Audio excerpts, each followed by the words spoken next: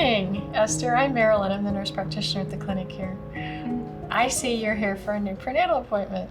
Yeah, I recently found out I was pregnant, so trying to do my due diligence and everything. Good job, good job.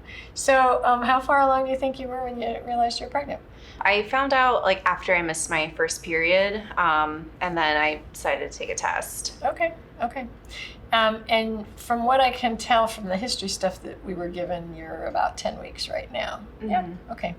So I have a whole bunch of questions that I ask you, and we're doing that because we're interested in sort of evaluating what might be risks that you personally have, or things that might be family or other risks, just so that we have the big picture for what we need to do for you to take care of you as you're moving forward through the pregnancy. Mm-hmm. Some of the things that I'll be asking include questions about alcohol, and I don't know if you use alcohol, but we'll talk a little bit about that.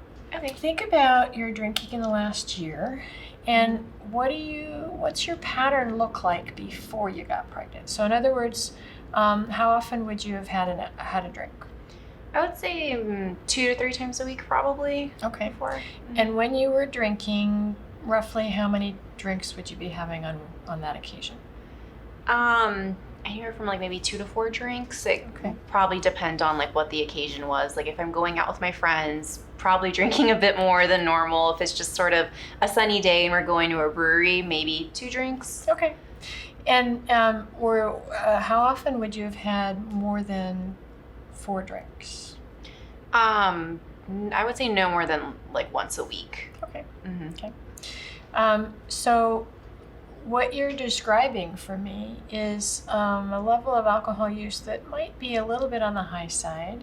Mm-hmm. And when I think about that in combination with the fact that you might have been pregnant a little bit, you're either pregnant or you're not, but you might have been pregnant for a little while before you realized you were pregnant. Mm-hmm. There's a small risk that the alcohol might have impacted the pregnancy. Oh.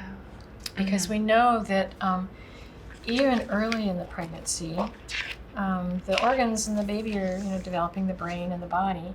And there's a condition called fetal alcohol syndrome where the baby has some facial differences as a result of the alcohol exposure that actually happened in the 3rd week of pregnancy. Mm-hmm. So there's really not a safe time during the pregnancy to be drinking.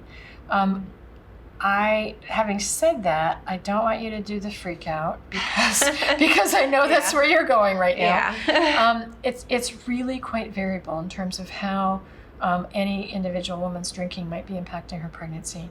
What we do know is that when somebody's drinking the higher volumes of alcohol, that's a little riskier for the pregnancy. Mm-hmm. I can't tell you I have a crystal ball and can tell you specifically how this is going to play out over time. My recommendation right now is, and you may already have done this, you may already have stopped using alcohol. Mm-hmm. And I want to make sure that if you have friends or other people who are telling you that a little bit's okay, that you tell them that your healthcare provider is telling you that's not the case. Okay. I've heard in the past, and like I've been told that it's okay to have a glass of wine ever so often when you're pregnant, but like in later stages. That is a really, really common misunderstanding. I see so many patients that come in with that information, and unfortunately, we really don't recommend any alcohol at all. And let me show you why. On the fetal development chart here, the baby, as soon as implantation happens, which is about a week after fertilization, okay, then the baby's got a direct blood supply to the mom's body, your body. And so then whatever's in your bloodstream can get to the baby.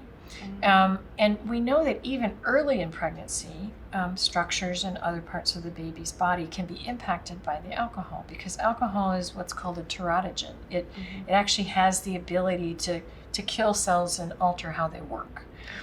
So even, you had some alcohol exposure really before you recognized it, and I don't want you to freak out about that, but I want you to be aware of the fact that there's a small possibility that baby could have some impacts, and that could look like behavior, learning, attention, social problems as the child's getting older. In the meantime, one of the things about the just one glass of wine message that I want you to sort of be taking home with you is that your blood alcohol content may not be very high with your one glass, but think about the size of that baby relative to that one glass, right? Yeah. So you're a 130-pound woman, but the baby may be 4 pounds or 7 or 8, at the end of the pregnancy. So we really are not recommending that because there's this direct pipeline and baby has the same level of alcohol, which would have more impact on them. Wow. So any time in the pregnancy, it can be a problem. The risk is not super high that this baby is going to be impacted, but it's also not zero. Yeah. So that's why we say Better really to- don't be drinking any alcohol, and no time during the pregnancy is safe. Yeah. And if you find that you need ideas for, okay, I want to be social with my friends, and it's not so much fun to have a glass of water in my hand, I have a handout for you related to some ideas for alcohol-free cocktails. Oh. Okay. And you can scan them, and if you're in bars, which sounds like you like to go do that with your friends, bartenders like to make no alcohol drinks, so ask for them. Don't be afraid to ask for what you need. The other thing I'd suggest is that have your partner see if they're willing to not be drinking while you're trying to abstain yourself. Do you think that's going to be a problem for you at all? No, I don't think so, and definitely will be sure not to drink at all. Okay, so let's move on and we'll ask you some other questions.